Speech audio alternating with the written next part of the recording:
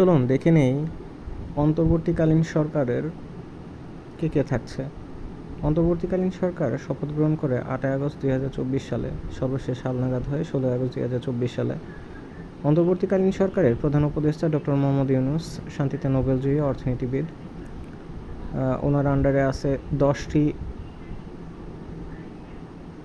বিভাগ: মন্ত্রিপরিষদ বিভাগ, প্রতিরক্ষা মন্ত্রণালয়, সশস্ত্র বাহিনী বিভাগ, খাদ্য মন্ত্রণালয়, ভূমি মন্ত্রণালয়, বিজ্ঞান ও প্রযুক্তি মন্ত্রণালয়, জনপ্রশাসন মন্ত্রণালয়, নৌপরিবহন মন্ত্রণালয়, মহিলা ও শিশু বিষয়ক মন্ত্রণালয়, বেসামরিক বিমান পরিবহন ও পর্যটন মন্ত্রণালয়। এছাড়া উপদেষ্টাদের মধ্যে রয়েছেন সালেউদ্দিন আহমেদ, বাংলাদেশ ব্যাংকের সাবেক গভর্নর, অর্থ মন্ত্রণালয় এবং বাণিজ্য মন্ত্রণালয়ের দায়িত্বে রয়েছেন ডক্টর আসিফ নজরুল, ঢাকা বিশ্ববিদ্যালয়ের শিক্ষক, আইন, বিচার ও সংসদ বিষয়ক মন্ত্রণালয়, প্রবাসী কল্যাণ ও বৈদেশিক কর্মসংস্থান মন্ত্রণালয়, সংস্কৃতি বিষয়ক মন্ত্রণালয়। আদিলুর রহমান খান, মানবাধিকার সংগঠন ও অধিকারের সম্পাদক, শিল্প মন্ত্রণালয়, গৃহায়ন ও গণপূর্ত মন্ত্রণালয়।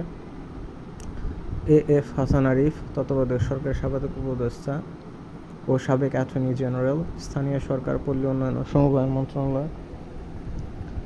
মোহাম্মদ তৌহিদ হোসেন, সাবেক পররাষ্ট্র সচিব, পররাষ্ট্র মন্ত্রণালয়ের দায়িত্বে রয়েছেন সৈয়দা রিজওয়ানা হাসান, বাংলাদেশ পরিবেশ আইনবিদ সমিতি বেলায়ের প্রধান নির্বাহী ও সুপ্রিম কোর্টের আইনজীবী, পরিবেশ, বন ও জলবায়ু পরিবর্তন মন্ত্রণালয় এবং পানি সম্পদ মন্ত্রণালয়। শারমিন এস মুরশিদ, মানবাধিকার কর্মী এবং ব্রতির প্রধান নির্বাহী কর্মকর্তা, সমাজ কল্যাণ মন্ত্রণালয়ের দায়িত্বে রয়েছেন। বিধান রঞ্জন রায়, জাতীয় মানসিক স্বাস্থ্য ইনস্টিটিউটের সাবেক পরিচালক, প্রাথমিক এবং গণশিক্ষা মন্ত্রণালয়ের দায়িত্বে রয়েছেন। ফারুকি আজম, বীর প্রতীক, মুক্তিযুদ্ধ অপারেশন জ্যাকপটের উপ অধিনায়ক ছিলেন। মুক্তিযুদ্ধ বিষয়ক মন্ত্রণালয় এবং দুর্যোগ ব্যবস্থাপনা ও ত্রাণ মন্ত্রণালয়ের দায়িত্বে রয়েছেন।